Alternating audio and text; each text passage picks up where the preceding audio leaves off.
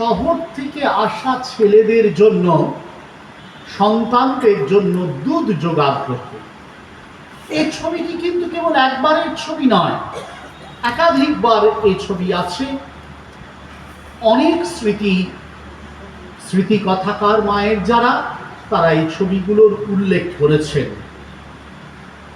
মায়ের কাছে সন্তানের প্রয়োজনটি অনেক বেশি মূল্যবান। এ মাকে দেখতে আমাদের ভুল হয় না। আমাদের ঘরের মায়ের মতন অনেক কষ্ট করেও যিনি সন্তানকে তার সুখ স্বাচ্ছন্দ্য দেওয়ার জন্যে ব্যগ্র হয়ে থাকে। এ মাকে চিনতেও আমাদের অসুবিধা হয় না।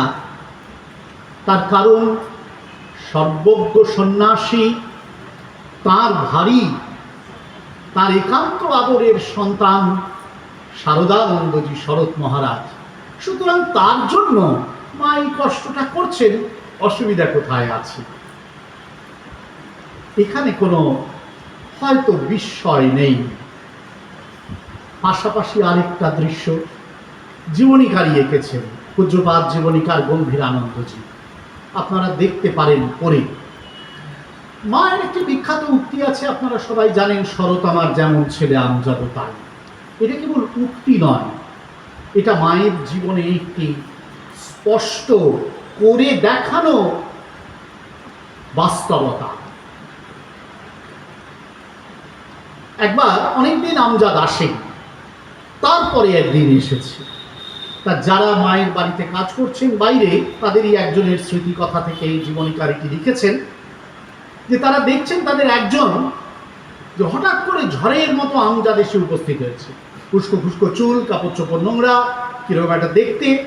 শোনা গিয়েছিল যে কিছু একটা ডাকাতি করতে গিয়ে আমজাদ ধরা পড়েছিল এবং তারপর ধরে নিয়ে গেছিল পুলিশে, তারপর ছাড় পেয়েছে এবং তারপর সে এসে উপস্থিত হয়েছে মায়ের কাছে। কোথায় আর যাবে? তাই কাউকে জিজ্ঞাসাবাদ করার কিছু নেই, কোনো ব্যাপার নেই। সে একেবারে সোজা সটান মায়ের বাড়িতে ঢুকে গেল, যেন তার পরিচিত জায়গা এবং একমাত্র তার আশ্রয়, তার নিজের বাড়ি ঢুকে গেল। তারপর মা তাকে স্নান করার তেল দিলেন, সে স্নান টান হলো, পরিষ্কার হলো। মা তাকে একটা ভালো কাপড় দিলেন, সে কাপড় ছাড়লো, তারপরে একটু মুড়ি টুড়ি দিলেন, মা খেলো, এবারে সে আমজাদ খেলো এবং তারপর আমজাদ আস্তে আস্তে বাবার বেরিয়ে চলে গেল। দুটি দৃশ্যই যিনি দেখেছেন, এই ঢোকার দৃশ্য আর বেরোনোর দৃশ্য, দুটি দৃশ্যই যিনি দেখেছেন তিনি অবাক হয়ে গেছেন, কোন আমজাদ ঢুকলো আর কোন আমজাদ বেরোলো। জীবনীকার আপনারা পড়বেন, জীবনীকার ভারী সুন্দর ব্যাখ্যা করেছেন এই অংশটি। যে আমজাদ ঢুকলো সে আমজাদ বেরোলো না, যে আমজাদ ঢুকেছিল সে আমজাদ ছিল ডাকাত, অত্যন্ত বিশ্বস্ত এবং নানানভাবে এই সমাজের দ্বারা সে বঞ্চিত। আর যে আমজাদ বেরোলো সে নতুন মানুষ, তার উদ্বেগ নেই, অস্থিরতা নেই, হতাশা নেই, চেহারায় আবির্ভাবে এক পারিপাট্য এসে গেছে। বহিরঙ্গের পারিপাট্য এটি নয়, শ্রী শ্রী মা নামক করুণাময়ী জননীর অপূর্ব সোনার ছোঁয়ায় একটি মানুষ কয়েক মুহূর্তে পাল্টে গিয়ে নতুন মানুষে রূপান্তরিত হয়েছে। শরতের জন্য তিনি দুধ জোগাড় করেছেন, আর এক ডাকাতকে তিনি পাল্টে দিয়েছেন। একদিকে আমাদের আটপৌরে মা, আরেকদিকে সেই জগৎ জননী করুণাময়ী শক্তি, যার করুণা কটাক্ষে মানুষের জীবন পাল্টে যায়। শুধু মানুষ তাই কেন বা হবে? বেড়াল ছানাগুলোর কথা আপনারা সবাই পড়েছেন। মায়ের বাড়িতে বেড়াল ছানাগুলো ছিল এবং তারা যথেচ্ছ মার খেত সবার কাছে। সাধারণত বেড়াল ছানাদের ভাগ্যে যা জোটে, তারা চুরি করে খায় এবং তারপরে মার খায় এবং আবার চুরি করে আবার মার খায়। চক্রাকারভাবে এই ঘটনা ঘটতে থাকে, তারাও সহ্য করে যায়। মায়ের বাড়িতেও বিড়ালরা মায়ের আশ্রয়ে প্রশ্রয়ে বড় হয়েছে, খাবার দাবার পেয়েছে এবং অন্যদের যথেষ্ট পরিমাণে প্রহারও তারা লাভ করেছে। বিশেষত এই ক্ষেত্রে উদ্যোগী, মানে প্রহার করার ক্ষেত্রে উদ্যোগী ভূমিকা নিয়েছিলেন জ্ঞান মহারাজ। তিনি বেড়ালগুলোকে দেখলেই পেটাতেন। তা মা চলে আসবেন জয়রামবাটি থেকে, বেড়ালগুলো মায়ের পায়ের কাছেই ঘোরাঘুরি করছে। তারা কি বুঝেছে জানে না, জানা যায় না, কিন্তু তারা পায়ের কাছে ঘোরাঘুরি করছে।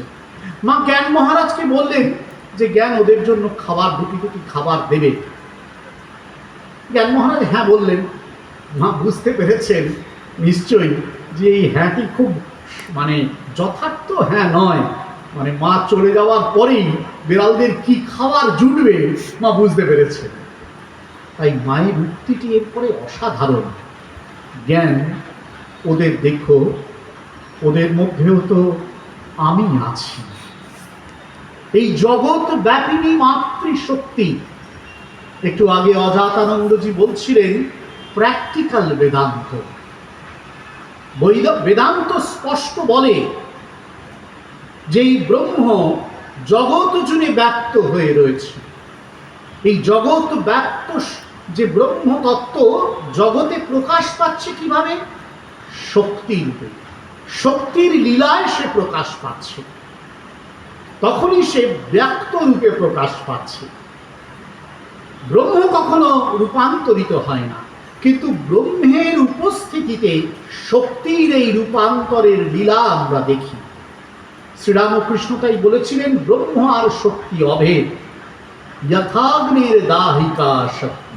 অগ্নি আর তার পোড়ানোর শক্তিকে আলাদা করতে পারবেন? ব্রহ্ম আর শক্তিকে আলাদা করা যায় না। এই যে জগৎ ব্যক্ত শক্তি, সেই তো তার করুণাময় মূর্তি নিয়ে আবির্ভূত হচ্ছে। বেদান্ত বলেছেন সবার মধ্যে সেই একই শক্তি রয়েছে, চৈতন্য শক্তি রয়েছে, সেখানেই আমাদের সমত্বের বোধ প্রচারিত। বিংশ বিপর্যয় নেমে এসেছে স্বর্গে, তখন একজন ভালো সেনাপতির দরকার যিনি এদের নাশ করতে পারবেন। তখন এরকম একটি মানে নারায়ণের কাছ থেকে শোনা গিয়েছিল যে হবে যদি শিব এবং পার্বতীর মিলনে কোনো সন্তান জন্ম নেয়, তাহলে সেই এই দৈত্যদের বধ করতে পারবেন। এবার শিব তো তপস্যামগ্ন, সুতরাং পার্বতী উমাকে বলা হলো। পার্বতী উমা শিবের তপস্যা ভঙ্গ করার জন্য, শিবকে বড় রূপে পাওয়ার জন্য, এই অসুর বিনাশের জন্য এক অদ্ভুত তপস্যায় মগ্ন হলেন উমা। কালিদাস সে ছবিটি এঁকেছেন ভারী সুন্দর। শিলায়াম তাম অনিকেতবাসিনীং নিরন্তরাসু অন্তরারাত রাত দৃষ্টিম ব্যালোকয়ন উন্মিষিতৈ তরিতময়ে মহাতপা সাক্ষে ইব স্থিতাক্ষপাহা। অপূর্ব সুন্দরের ছবি। উমা তপস্যা করছেন, প্রচণ্ড ঝড় বৃষ্টি চারিদিকে, উন্মুক্ত আকাশের নিচে সেই ঝড় বৃষ্টির উপরে, সেই ঝড় বৃষ্টির মধ্যে পাথরের উপরে শিলাতলে দেবী পার্বতী বসে আছেন। তার সেই মহৎ তপস্যাকে একটুখানি চোখ মেলে দেখে চলেছেন এই রাত্রি দেবী। রাত্রি বিশ্বাস করছেন মহাশক্তি শিবের সঙ্গে তপস্যা শেষে উমা মিলিত হবেন, যাতে কিনা এই অসুর শক্তি বিনষ্ট হয়। যুগে যুগে উমারা তপস্যা করেন, পার্বতী যুগে যুগে তপস্যা করেন শিবকে পাওয়ার জন্যে। আর শিব ও শক্তির এই মিলিত রূপেই জগতের অশুভ শক্তি বিনষ্ট হয়। সেই বিনাশকারিণী শক্তি একদিকে অশুভকে হত্যা করেন, অশুভকে নাশ করেন, তার চোখে চোখ রেখে কথা বলেন, আরেকদিকে শুভকে, শান্তকে, শিষ্টকে করুণায়, স্নেহে, মাধুর্যে লালন করেন। এটা সিগন্যাল কিনা তাড়াতাড়ি থেমে যান। আমিও কিন্তু বলবো, তার কারণ আপনারাও পালাতে পারবেন না, বাইরে বৃষ্টি হচ্ছে।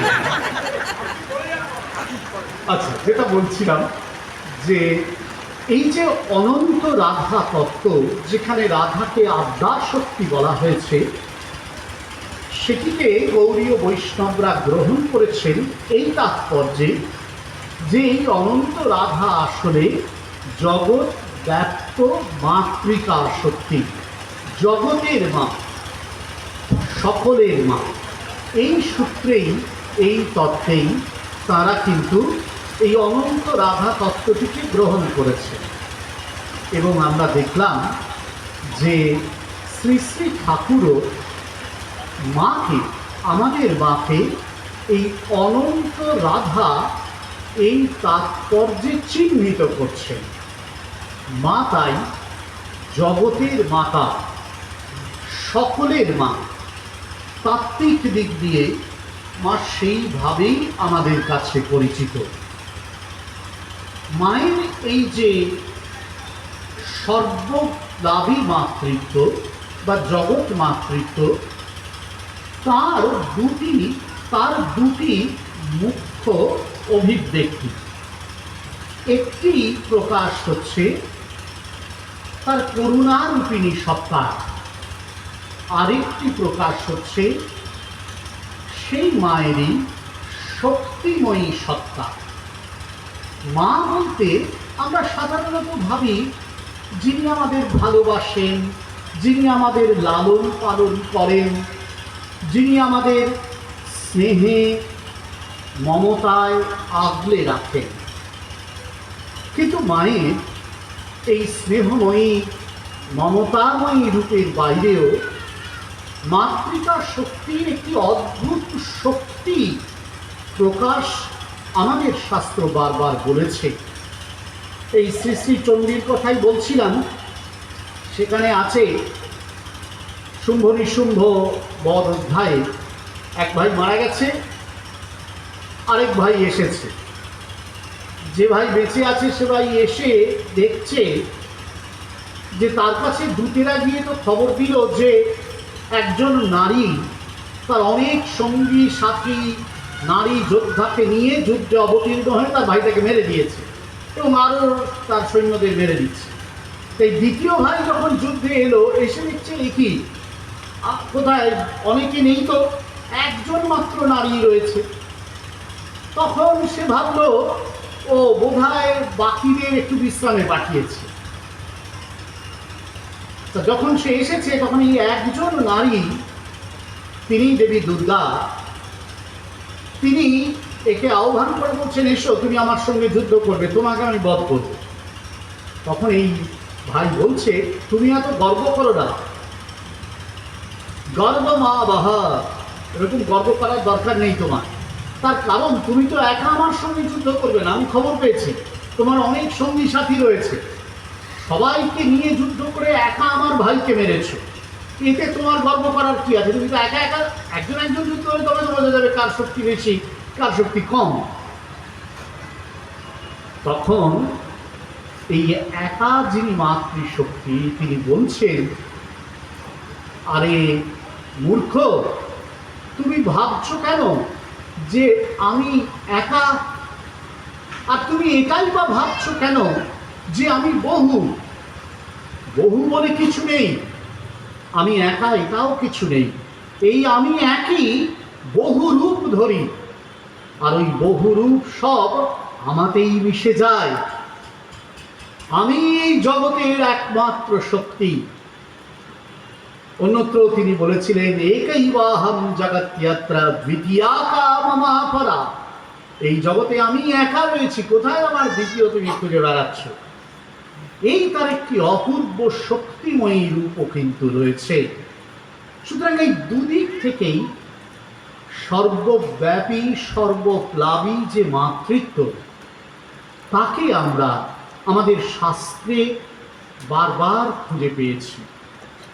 ঠিক সেই রকম আমাদের মা শারদার জীবনেও এই দুদিক থেকেই মায়ের সর্বপ্লাবী মাতৃত্বের দর্শন লাভ করে সাধক হৃদয় ভাবেতে ধন্য। সাধক হৃদয় তার আধ্যাত্মিক মননে ধন্য হয়। প্রথমত তিনি করুণাময়ী রূপে আবির্ভূতা হয়েছেন। মাকে দেখলে আমরা সেই রূপটি খুঁজে পাই।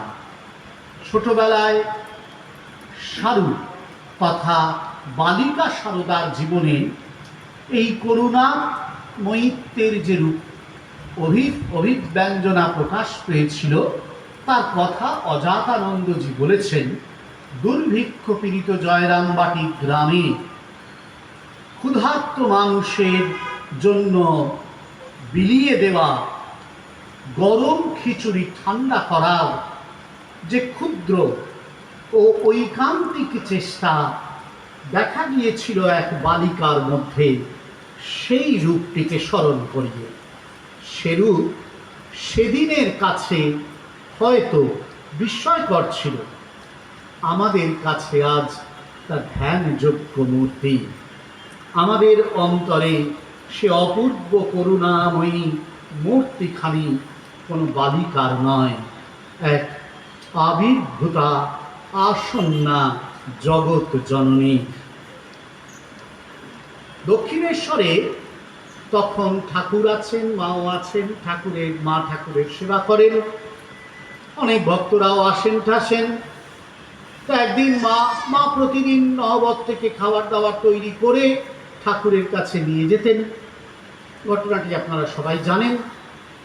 তো সেদিনও নিয়ে যাচ্ছেন, এমন সময় একজন এসে হঠাৎ করে মায়ের কাছ থেকে চাইলেন থালাটা, নিলেন, মা আমাকে দাও বলে, এবং নিয়ে ঠাকুরের সামনে থালাটা রেখে তিনি চলে গেলেন ঠাকুরকে প্রণামাদি সেরে।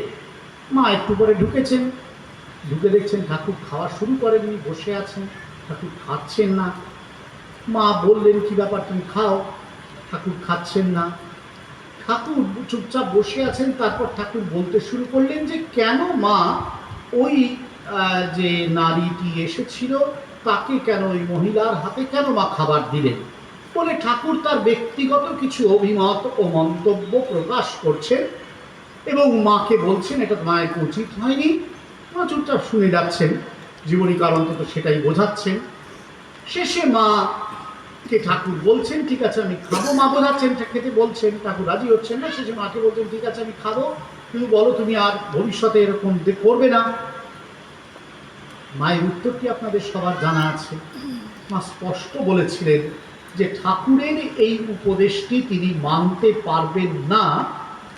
কেন মানতে পারবেন না, তার যে প্রথম এবং অকাট্য যুক্তিটি মা দিয়েছিলেন সেটি এই যে তাকে যদি কেউ মা বলে ডাকে, মা তাকে ফেরাতে পারবেন না। তাকে যদি কেউ মা বলে ডাকে, মা তাকে ফেরাতে পারবেন না। তিনি সকলের মা। ঠাকুর বাছাই করতে পারেন। ঠাকুর কাউকে পছন্দ করতে পারেন, কাউকে অপছন্দ করতে পারেন, কাউকে গ্রহণ করতে পারেন, কাউকে বর্জন করতে পারেন। মা পারবেন না। তার কারণ যে সন্তানই ধুলা খেলায় মাতুক না কেন, মা যে এসেছেন সে ধুলামলিন শরীর তার পরিষ্কার করে মুছিয়ে দিয়ে কাছে টেনে নিতে, কোলে টেনে নিতে। ঠাকুরকেও মা কিন্তু স্পষ্ট বুঝিয়ে দিয়েছিলেন তার অবস্থান। একদিক থেকে এটি যদি হয় ভারতবর্ষের নারী শক্তির জাগরণের স্পষ্ট চিহ্ন, আরেক দিক থেকে এটি জগৎ মাতৃত্ব শক্তির প্রকাশে পরাকাষ্ঠা। ঠাকুর সেই আবির্ভূতা জগৎ জননীর কাছে হার মেনেছিলেন। শর্ত প্রত্যাহার করেছিলেন কিনা জানি না, খাওয়া শুরু করে দিয়েছিলেন, এটুকুনি অন্তত জীবনীকার বলেছেন।